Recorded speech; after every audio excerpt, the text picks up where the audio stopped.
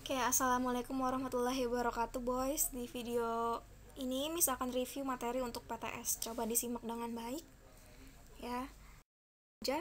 Jadi yang pertama itu ada ekologi atau hubungan makhluk hidup dengan lingkungannya.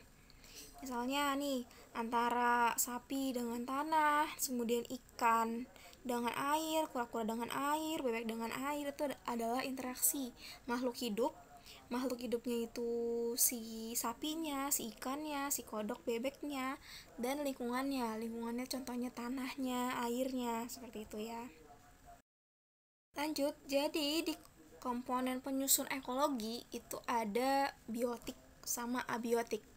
Pasti udah tahu bedanya abiotik sama biotik.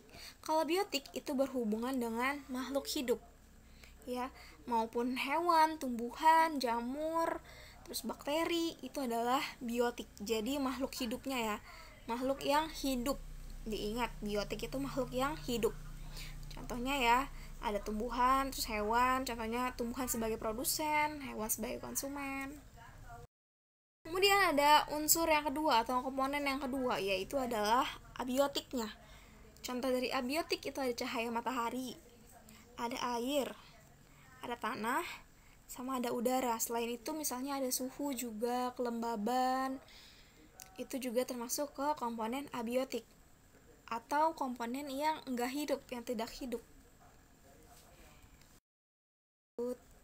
Nah, di sini kalian harus tahu juga komponen penyusun ekologi itu juga kan ada biotiknya kan, ada makhluk hidupnya. Di sini makhluk hidup itu dibedakan ada populasi, terus ada individu atau jenis. Untuk yang pertama, individu dulu nih. Individu itu makhluk yang tunggal atau satu. Contohnya seekor monyet, seekor rusa, cuman satu ekor, jumlahnya cuman satu, tunggal. Itu adalah individu. Kalau populasi itu adalah kumpulan individu yang hidup bersamaan. Contohnya ada segerombolan rusa. Contoh di gambar ini adalah populasi ya. Jadi populasi adalah sekelompok individu sejenis yang hidup barengan. Segerombolan rusa, segerombolan monyet. Pokoknya jumlahnya yang lebih dari satu, dua, misalnya dua rusa itu sudah bisa disebut dengan populasi.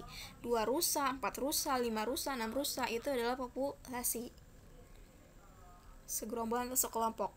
Nah, kalau misalnya komunitas, ini adalah sekumpulan dari populasi yang hidup pada satu wilayah tertentu.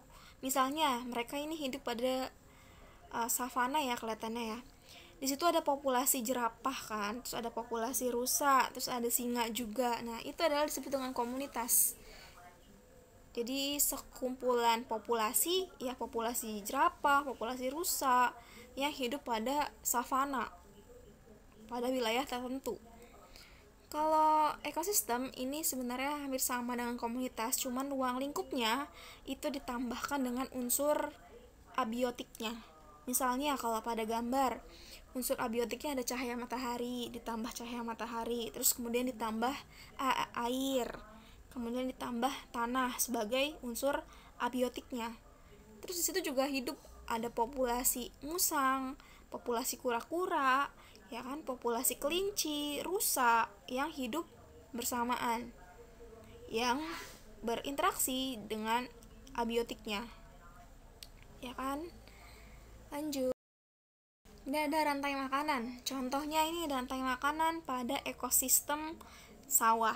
Di ekosistem sawah itu ada padi, ya, padi sebagai produsen, terus ada belalang sebagai konsumen tingkat 1.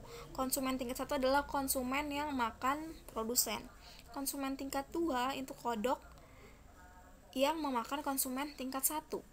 Konsumen 3 itu ular yang memakan konsumen tingkat 2. Dan terakhir ada konsumen tingkat 4, contohnya ada elang. Elang ini makan konsumen tingkat 3. Jadi mereka saling memakan, ya. Oke, assalamualaikum warahmatullahi wabarakatuh, boys. Di video ini Miss akan review materi untuk PTS. Coba disimak dengan baik, ya. Langsung mulai.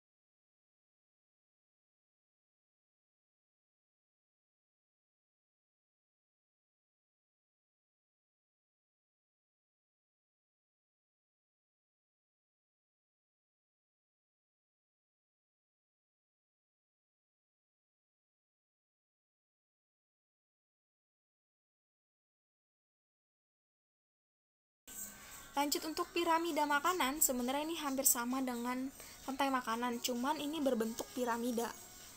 Kalau untuk piramida ya, produsen itu dia berperan sebagai tropik 1, tingkat tropik 1.